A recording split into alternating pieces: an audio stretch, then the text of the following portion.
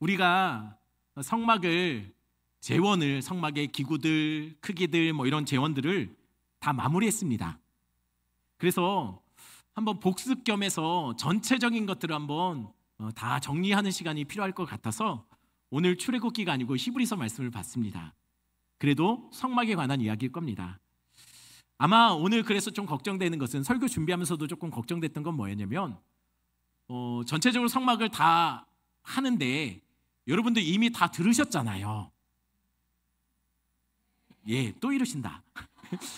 왜 다 들으셨잖아요. 예, 감사합니다. 그래서 저는 다 들었다라고 생각하고서 준비를 했어요. 그러니까 아마 중간중간 빼먹으셨던 분들 또는 오늘 우리 교회 처음 오셨던 분 이런 분들은 좀 오늘 설교가 어려울 수도 있을 것 같아요. 그래도 최대한 쉽게 설명하려고 노력하는데도 안 될 것 같아요.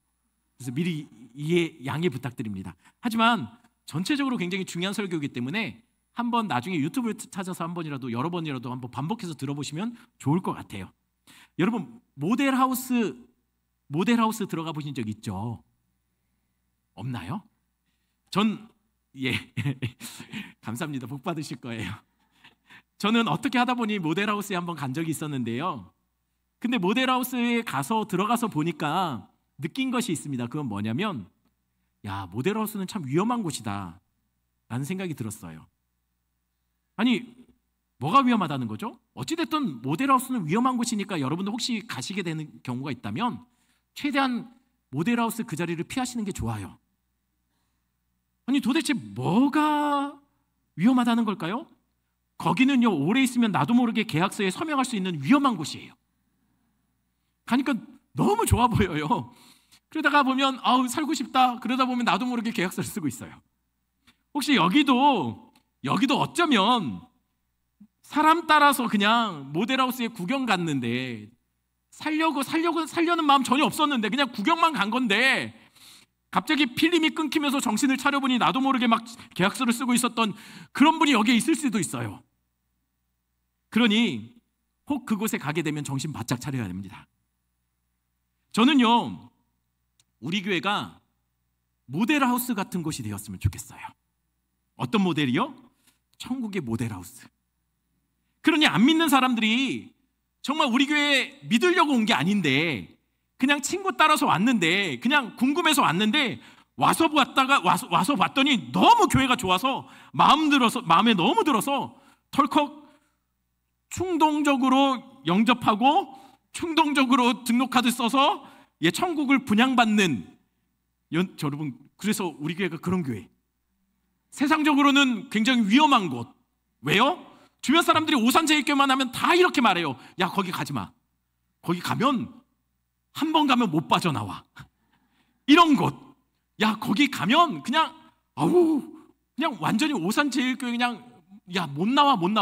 가지 마. 이렇게 말해주는 곳 아닌가요? 아무튼 그런 분위기 그런 곳이 우리 교회가 되었으면 좋겠습니다. 아니 그런데 왜 갑자기 모델하우스 이야기를 할까요? 우리가 20주 동안이나 다루었던 것이 있어요. 그게 뭐냐면 사실은 알고 보면 모델하우스 이야기예요. 어떤 모델하우스요? 오늘 본문 히브리서 8장 5절 말씀 우리 다시 한번 읽겠습니다. 같이 읽습니다. 그들이 섬기는 것은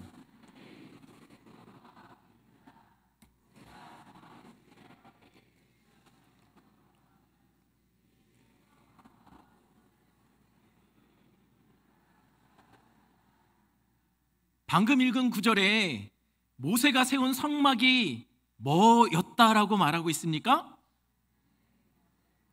하늘에 있는 것의 모형이래요. 그림자래요.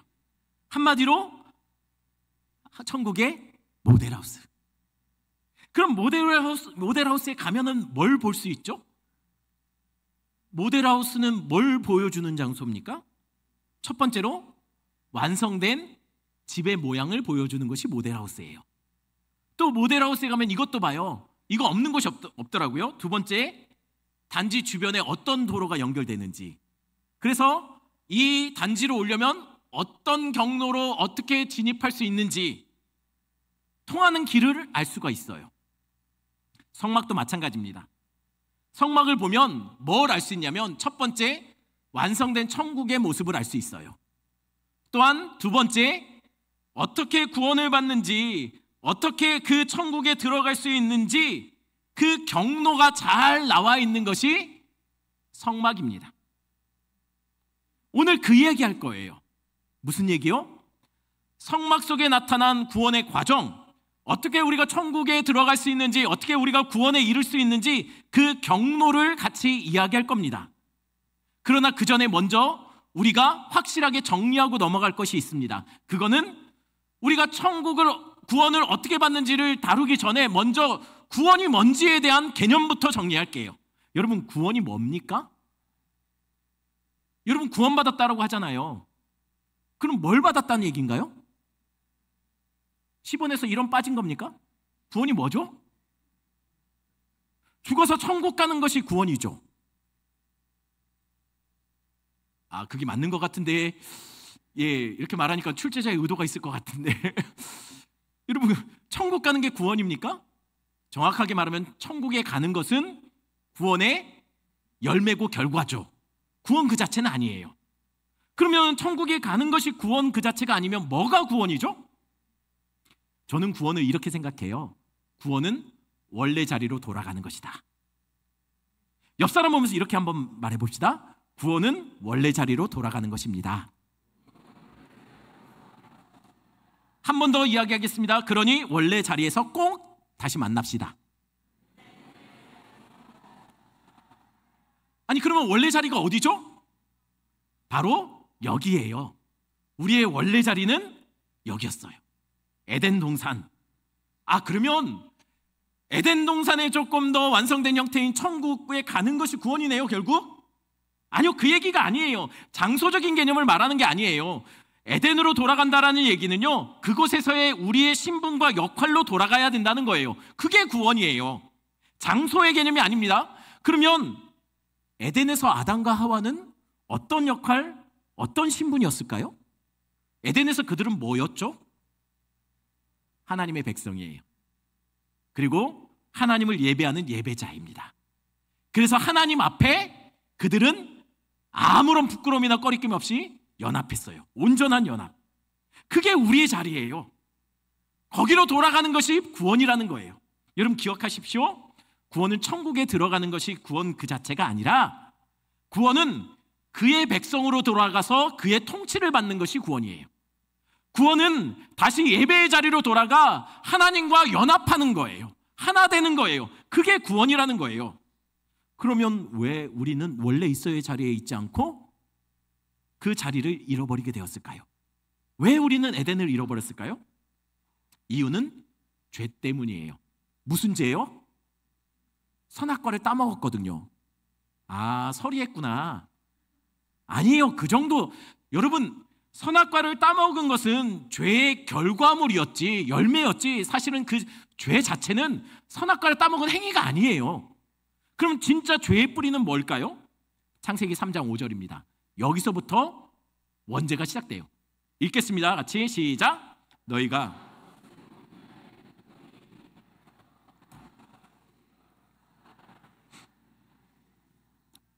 아담과 하와가 선악과를 따먹은 그 열매 맺기까지 그 전에 그들 마음속에 어떤 마음이 있었습니까? 하나님과 같이 되려는 마음, 하나님처럼 되려는 마음. 하나님의 백성인데 그들이 하나님의 백성의 자리를 벗어나서 하나님처럼, 왕처럼 되려고 한 거예요. 이건 자리 이탈 사건이에요. 이게 모든 죄의 시작입니다. 하나님의 자리에 앉아서 스스로 모든 것을 판단하고 결정하는. 그래서 그들은 하나님처럼 되려고 해서 무엇을 행하게 됩니까?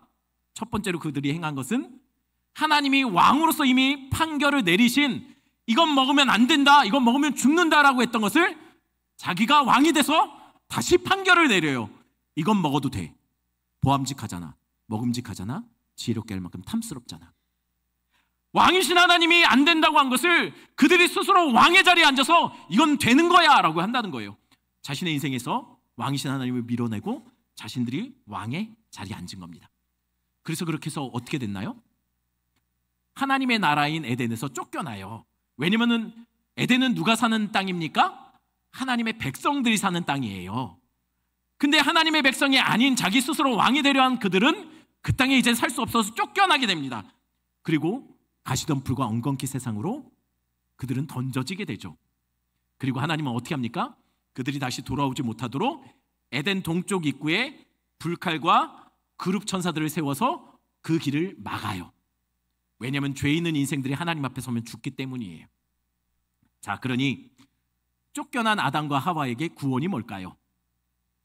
엉겅퀴 세상, 가시덤불의 세상에서 돈 걱정 안 하고 좀 떵떵거리며 살고 좀 아프지 않고 좀 다른 사람에게 머리 숙이지 않고 당당하게 사는 것이 그들에게 구원일까요? 아닙니다. 돌아가는 거예요. 어디로요? 다시 원래 자리, 하나님을 예배하고 하나님의 백성으로 그를 섬기던 자리로 돌아가야 돼요. 그런데 문제는 뭐죠? 돌아가려고 하니 길이 막혔네요. 뭘로 막혔습니까? 불칼과 그룹 천사가 막고 있어요. 그럼 어떻게 돌아갈까요? 아담의 후예들인 우리는 어떻게 다시 하나님 앞으로, 하나님의 백성의 자리로, 예배자의 자리로 하나님 앞으로 다시 돌아갈 수 있을까요? 길이 끊겼잖아요. 답이 성막 안에 있습니다. 오늘 잘 들으시면요, 오늘 땡 잡으시는 거예요. 답이 성막 안에 있어요. 성막을 자세히 보면은요, 하나님께 멀어졌던 우리가, 하나님 앞에서 쫓겨났던 우리가 어떻게 다시 하나님 앞에 설 수 있는지, 다시 예배자의 자리로, 다시 하나님의 백성으로 어떻게 다시 그 앞에 설 수 있는지를, 그 경로를, 그 여정을 자세히 성막이 우리에게 알려주고 있다는 거예요. 그러면 2주 전에 했던 것처럼 우리 한번 잠깐만 광야의 이스라엘 백성 중에 한 명이라고 우리를 생각하고, 우리가 한번 다시 구원의 자리, 하나님 앞으로 한번 가려고 한번 해보자라는 거예요.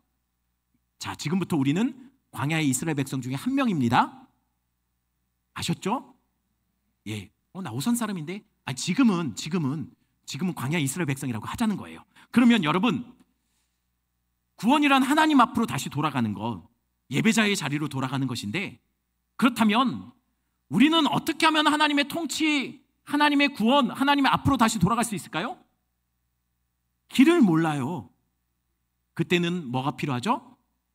내비게이션. 내비를 켜서 경로 탐색을 하면 됩니다.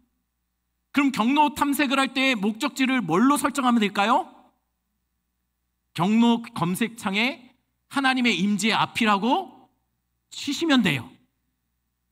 지금 내비 꺼내서 쳐보셔도 되지만, 그거하고 상관없을 겁니다.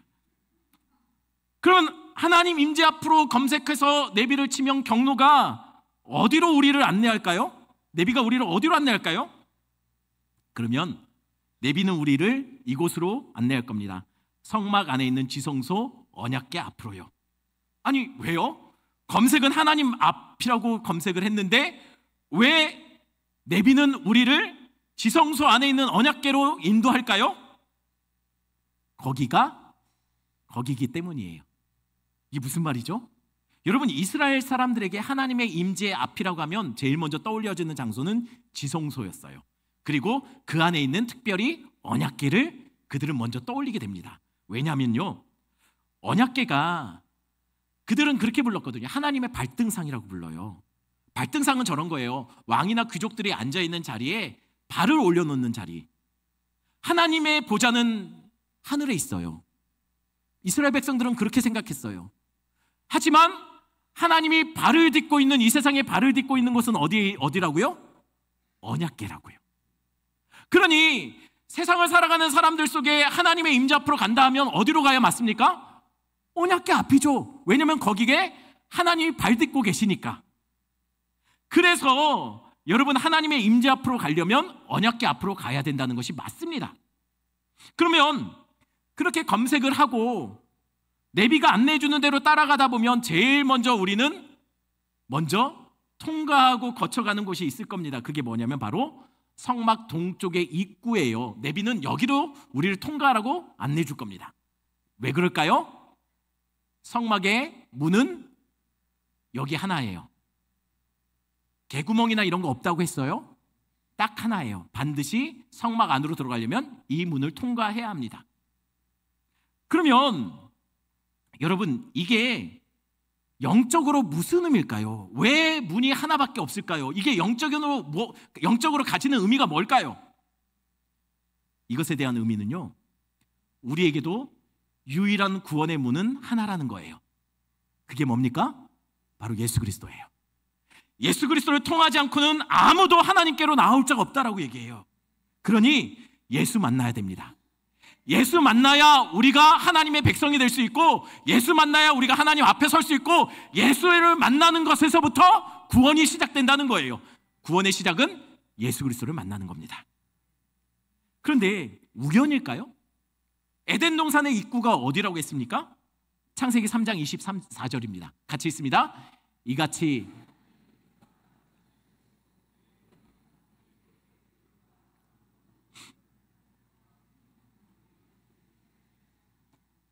에덴도 문이 하나예요. 입구가 하나입니다. 어디요? 동쪽이요. 성막도 입구가 하나입니다. 동쪽이요. 그런데 유일한 동쪽의 에덴 입구에 뭐가 지키고 있습니까? 불과 칼, 그리고 그룹들이 지키고 있대요. 왜요? 범죄한 인생들이 들어오면 이곳을 지나면 죽는다는 거예요. 경고예요.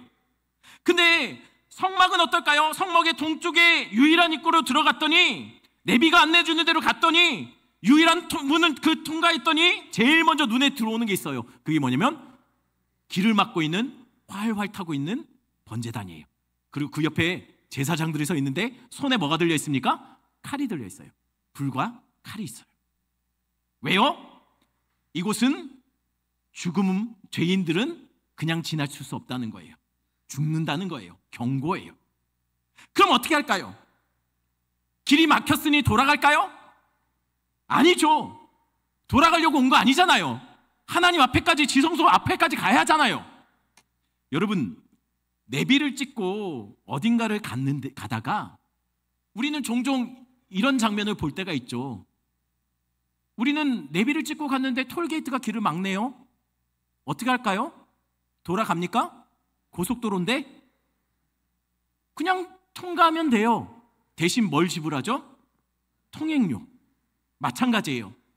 성막도 마찬가지입니다. 심판과 진멸의 상징인 칼과 불이 붙어있는 번제단이 길을 막고 있습니다. 어떻게 하면 될까요? 돌아갑니까? 아니요. 그래도 가야죠. 그런데 요즘 사람들 말로 길막당했잖아요. 그러니 어떻게 합니까? 간단해요. 통행료만 지불하면 통과돼요. 아, 그렇군요. 그럼 통행료는 얼마일까요?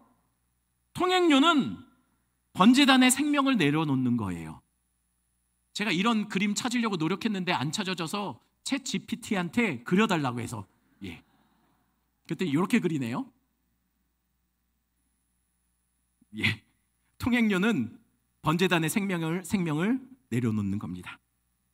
죽음으로 값 치러야지 통과할 수 있다는 거예요. 왜냐하면 죄의 삭은 사망이기 때문이죠. 그러면 그 말은 결국 죄인들은 살아서 하나님 앞에 설 수 없다는 거네요? 아니요. 뭔가 오해하셨는데요. 통행료는 우리의 생명이 아니라 예수 생명으로도 결제가 가능하답니다. 그러니 번제단에서 늘 죽는 것은 죄인들이 아니었어요. 번제단에서 늘 죽임당하고 그곳에서 태워지는 게 뭡니까? 예수 그리스도를 상징하는 양이 죽어요. 그러니 번제단이 보여주는 진짜 영적인 의미는 뭘까요? 바로 십자가입니다. 십자가에서 죄 없으신 예수님이 죄인처럼 죽으셨어요. 그리고 그것에서 죽을 죄인인 우리가 살게 됩니다. 번제단이 마치 그런 곳이라는 거예요. 죽어야 되는 것은 우리인데 우리 대신 제물이 죽는다는 거예요. 그러니 번제단은 우리에게 죄가 용서받은 장소예요. 우리 같은 죄인을 의롭다 칭해 주시는 장소, 거듭남의 장소, 중생의 장소, 구원받은 장소가 바로 번제단이라는 거예요. 그러면 번제단에서 예수 생명으로 값을 치르고 우리가 죄 용서를 받고 거듭났다면, 이제 하나님의 백성으로 우리의 신분이 변화됐다면, 여러분 구원은 완성된 겁니까?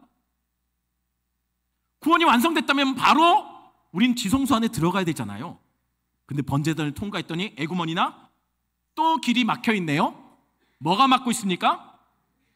물두멍이에요. 지금 이거 다 했던 것들이에요. 지금 마당에 물두멍이 또 있어요. 그럼 물두멍은 뭐 하는 곳입니까? 물두멍은 제사장들이 성막들에서 하나님을 섬기면서 제물을 잡고 하다 보면 오물도 묻고 피도 튀고 또 바닥이 흙바닥이니 먼지도 뒤집어 쓰고 그러잖아요. 그래서 그런 것들, 더러워진 것들을 씻어내는 장소가 여기예요. 제사장들은 여기서 더럽혀진 손과 발을 그리고 예복을 잘 씻어야, 그래야 성소 안으로 들어갈 수 있어요. 그럼 물두멍이 의미하는 건 뭘까요? 우리의 몸과 더럽혀진 것을 씻어내는 장소, 이 물두멍은 무엇을 의미하는 것일까요? 물두멍은 바로 성결한 삶이에요. 예수 그리스도의 십자가를 상징하는 번제단, 그 예수 그리스도의 십자가의 구원의 은혜를 경험했다면 그 다음부터 바로 이어지는 게 뭡니까? 성결한 삶을 살아가야 된다는 거예요. 왜냐하면 여러분 구원받았지만 예수 십자가를 믿음으로 여러분 구원받았죠? 죄 씻음 받았잖아요.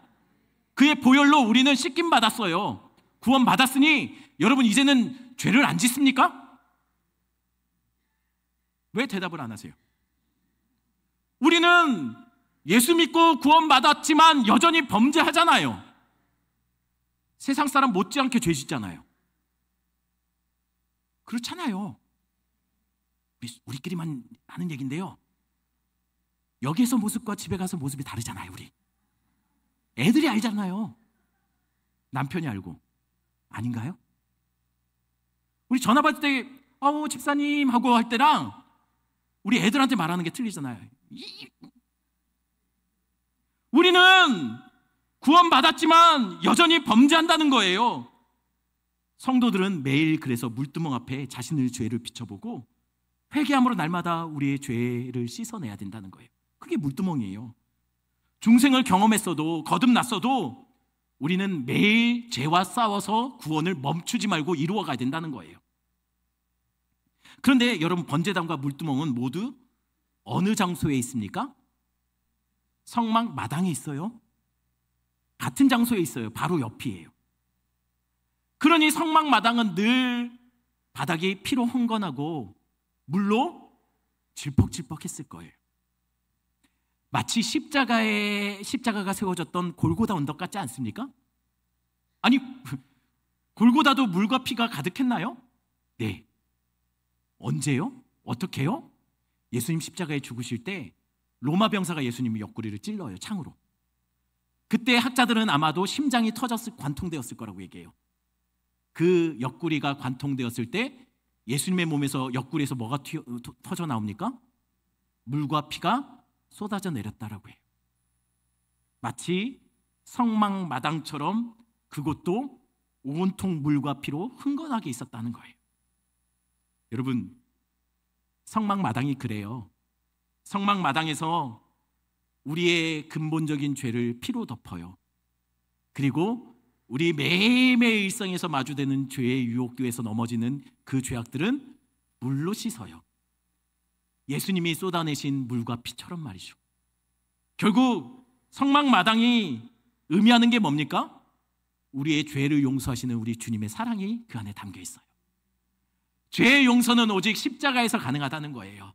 그것은 우리가 죄인 되었을 때, 예수님을 믿지 않았을 때, 하나님의 백성으로 바뀔 때 우리를 보혈로 덮어주시고 매일매일 살아가는데 크리스찬으로서 성도로 임에도 불구하고 짓는 죄에 우리 주님이 여전히 그의 흘리신 그 보혈과 피로 우리를 씻어주고 있다는 것이죠. 그게 성막 마당의 의미입니다. 죄가 용서되는 장소. 자, 그러면 죄가 씻김 받았습니다. 그럼 이제 우리가 다음 장소 물두멍을 지나서 들어가야 될 곳이 있어요. 그곳이 어디냐면 성막 안에 있는 텐트에 들어가야 됩니다. 근데 텐트는요, 두 구역으로 나눠져요. 성소와 지성소. 이건 다른 말로 하면 거룩한 장소와 더 거룩한 장소로 나눠진다는 거예요. 먼저 문을 열고 들어가면 성소가 먼저 나오거든요. 성소를 먼저 하겠습니다. 근데 성소로 들어가기 전에 먼저 확인할 것이 있습니다.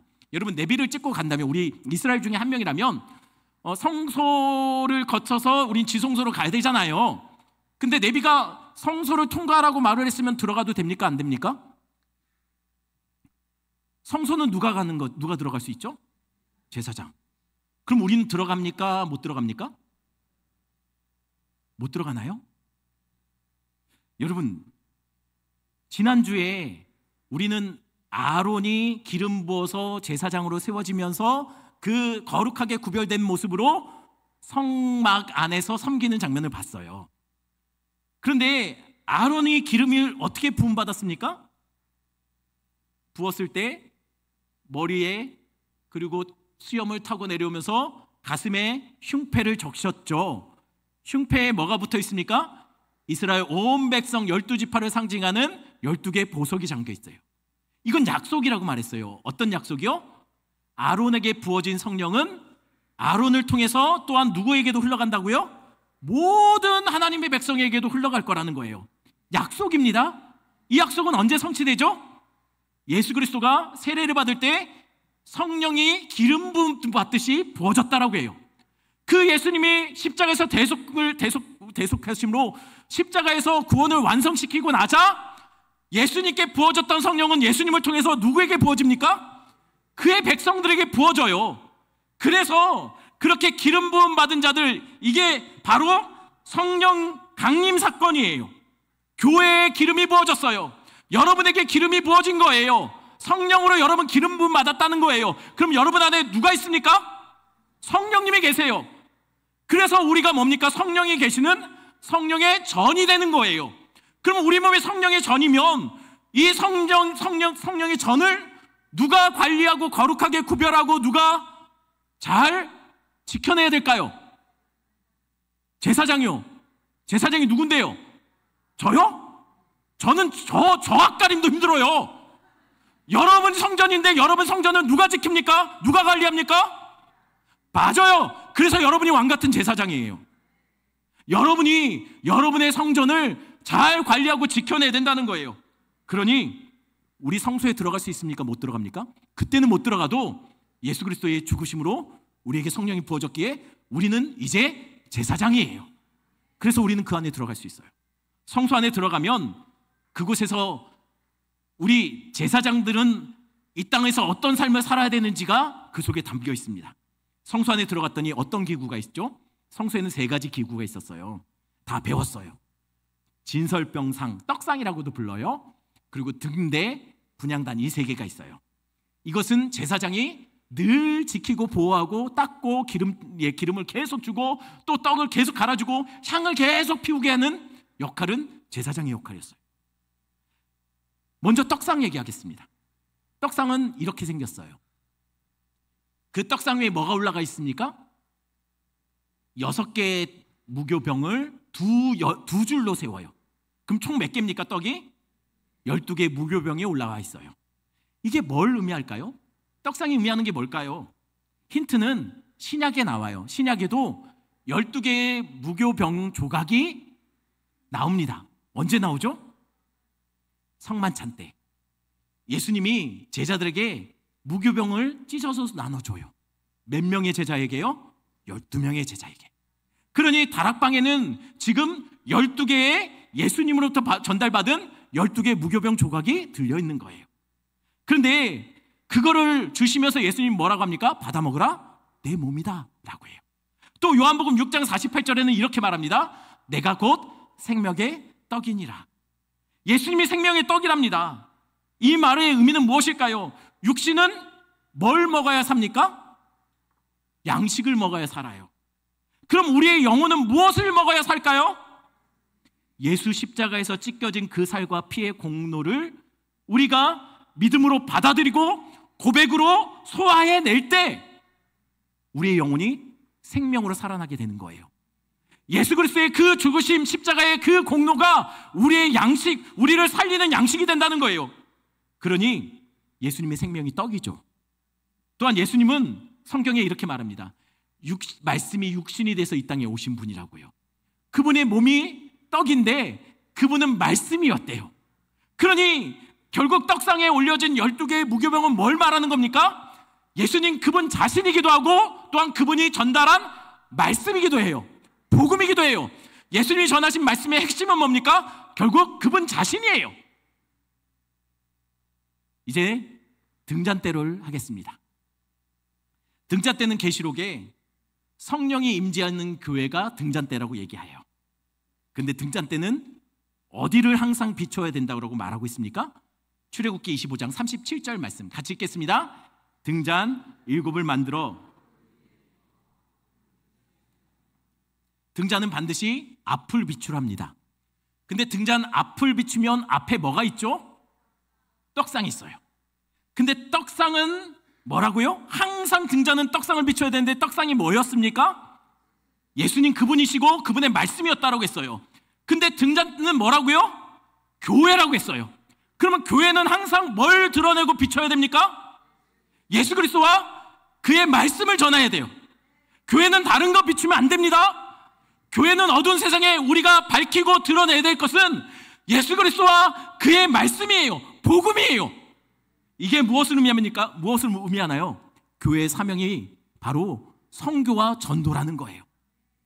그리고 이제 성소의 기구 마지막 하나 남았습니다. 굉장히 진도가 빠르죠? 다 했던 거예요. 마지막 남은 거 하나 뭐죠? 분향단이에요. 분향단의 향은 성경에서 뭐라고 했죠? 분향단의 향연은 성도들의 기도라고 했어요.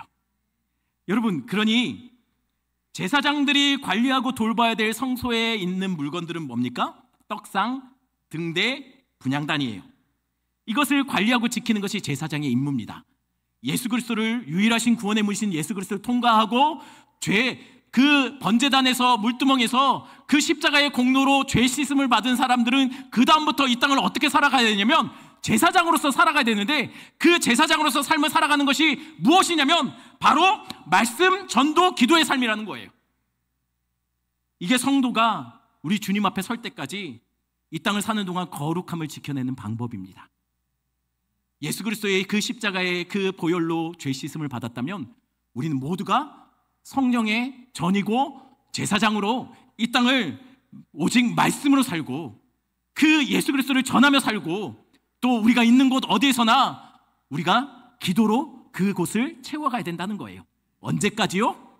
우리가 주님 앞에 설 때까지, 우리가 원래 자리로 돌아갈 때까지, 우리의 구원이 완성될 때까지. 그러다가 때가 되면 우리 주님이 부르시던 아니면 우리 주님이 오시던 우리가 먼저 가던 할 때가 있을 거 아닙니까? 우리가 하나님의 임재의 자리, 우리의 하나님 계신 곳에 우리가 설 때가 있을 거예요. 그게 바로 뭐냐면 지성소로 들어갔다는 얘기예요. 이게 영화의 단계입니다. 우리의 구원이 완성되는 때, 드디어 꿈에 그리던 천국에 우리가 입성하게 된 때, 그때가 오게 될 겁니다. 우리가 그 구원받은 은혜를 감격하며 이 땅을 말씀, 기도, 전도의 삶을 살다 보면 때가 되면 우리가 주님 앞에 설 때가 있다는 거예요. 여러분, 그러면 그때 우리가 어떨 것 같습니까? 이 땅에서 예수 믿는다고 가슴앓이 하면서 살다가 손해도 보고 억울하게 살다가 때로는 가정에서 예수 믿는 거 적당히 해라 이런 핀잔도 듣다가 우리가 주님 앞에 섰어요. 어떨 것 같습니까? 너무 좋을 것 같죠. 또 우리 주님이 막 우리에게 막 잘했다 칭찬해 주세요. 막 뿌듯할 것 같죠. 여러분, 당당하겠죠. 마치 우리가 손해보고 억울했던 그 모든 삶에 대한 보상으로 구원이 주어진 것 같아서 내 자신에 대해서 당당하고 자랑스럽겠죠. 정말 그럴까요? 여러분, 우리 주님 앞에 설 때 정말 우리는 너무 뿌듯하고 당당하고 너무 자랑스럽고 내가 믿음 지킨 것이 너무 대견스럽고 그럴 것 같죠. 여러분, 사도 요한이요, 환상 중에 천상에서 드려지는 예배의 모습을 봅니다. 그런데 그곳에 누가 있었냐면요, 신구약을 대표하는 24명, 12명이었던 것 같아요. 24명의 장로들이 있었어요. 근데 그 장로들이 머리에 뭐가 있었냐면 금관이 씌워져 있었대요. 이거 누가 씌워줬을까요? 하나님이 씌워줬겠죠. 그러니 그들 얼마나 뿌듯할까요? 얼마나 자랑스러웠을까요? 기분이, 죄송합니다, 좀 저렴한 단어를 써서 기분이 째졌을 거예요. 하나님이 씌워준 금관을 씌우고 하나님 앞에서 예배하고 있어요, 24명의 장로들이. 그런데 놀랍게 그들이 어떤 행동을 보이냐면요, 이거를 보입니다. 4장 10절 11절 10절 제가 11절 여러분들 읽어주십시오. 24 장로들이 보좌에 앉으신 이 앞에 엎드려 세세토록 살아계시는 이에게 경배하고 자기의 관을 보좌 앞에 들이며 이르되 우리 주 하나님이여 영광과 존귀와 권능을 받으시는 것이 합당하오니 주께서 만물을 지으신지라 만물이 주의 뜻대로 있었고 또 지으심을 받았나이다 하더라. 신구약을 대표하는 그 성도들의 대표 24명의 장로들 예배 중에요 갑자기 그들이 금관을 벗어요. 그리고 엎드려서 하나님 앞에 그 금관을 드려요. 왜요? 왜 이렇게 하죠? 이거 내 거 아닌 것 같다는 거예요. 뭐가요? 이 금관을 받을 만한 자격이 나한테 없다는 거예요. 이 왕관의 영광은 그러면 누구 겁니까? 하나님 당신 거라는 거예요. 내 거 아니고 당신 거라는 거예요. 왜요? 난 여기 있는 것만으로도 과분하다는 거예요. 내가 뭐라고? 내가 주님 앞에 천국에 구원받은 백성으로 이렇게 서 있습니까? 난 이거면 됐지 이거 아니어도 된다는 거예요. 왜냐하면 내가 한 것이 없다는 거죠. 아니 그래도 조금은 자격이 있고 조금은 당당하고 조금은 자랑스러운 거도 되는 거 아닙니까? 이들은 아마 이 땅을 살면서 예수 믿는 것 때문에 많은 핍박을 당하고 고난을 당하고 억울했고 손해받고 이곳저곳에서 핀잔을 들었을 거예요. 그러니 조금 자랑스럽게 생각하고 이걸 좀 당연하게 여겨도 되는 거 아닙니까? 좀 그래도 되는 거 아니냐는 거예요. 여러분 우리도 마찬가지입니다. 우리 주님 앞에 설 때 우리 주님 우리에게 상 주실 거예요. 근데 그 상 받으면 자랑스럽고 대견할 것 같죠. 그래도 되잖아요. 이 땅을 사는 동안 예수 믿는 것 때문에 좀 억울하고 속상한 일 많았잖아요. 그러니 믿음 지켰으니 잘했다 내 스스로에 대해서 대견할 거 아닙니까? 그런데 24 장로들은 그렇지 않았다는 거예요. 부끄러웠어요. 왜요? 여러분 성막을 우리가 하나하나 다루었지 않습니까? 어땠나요? 성막을 보니까요 입구를 통과할 때 유일한 예수 그리스도가 떠올려져요. 마당 앞에 들어섰는데 온통 피범벅 물범벅이에요. 번제단에는 내가 올라가 죽어야 되는데 거기에 우리 예수 그리스도를 상징하는 양이 죽어 있어요. 그리고 그 십자가의 은혜를 경험했음에도 불구하고 여전히 범죄하는 나를 보는 물두멍을 우리는 마주하게 됩니다. 자격 안 되는 우리를 제사장 삼아주셔서 성소 안에 들어갔더니 여기저기 예수님의 찢겨진 몸을 상징하는 떡상에 떡이 올라가 있어요. 그리고 등대는 그것을 비추고 있습니다. 그것만 비추고 있어요. 그리고 분향단의 향은 거기에 태워지는 기름은 우리 주님처럼 으깨지고 짓눌려서 쥐어짜져서 상처난 몸에서 흘려낸 그것을 모아놓은 향이에요. 성막을 보니 내가 한 게 아무것도 없어요. 성막 곳곳에는 예수 그리스도의 피 흘리심과 죽으심과 찢기심과 벌거벗겨지심과 수치당하심과 상처와 고난과 아픔만이 보여요. 자격 안 되는 나를 기어이 지성소에 주님 앞에 세우기 위해 우리 주님이 다 하셨다는 거예요. 내가 한 게 없어요.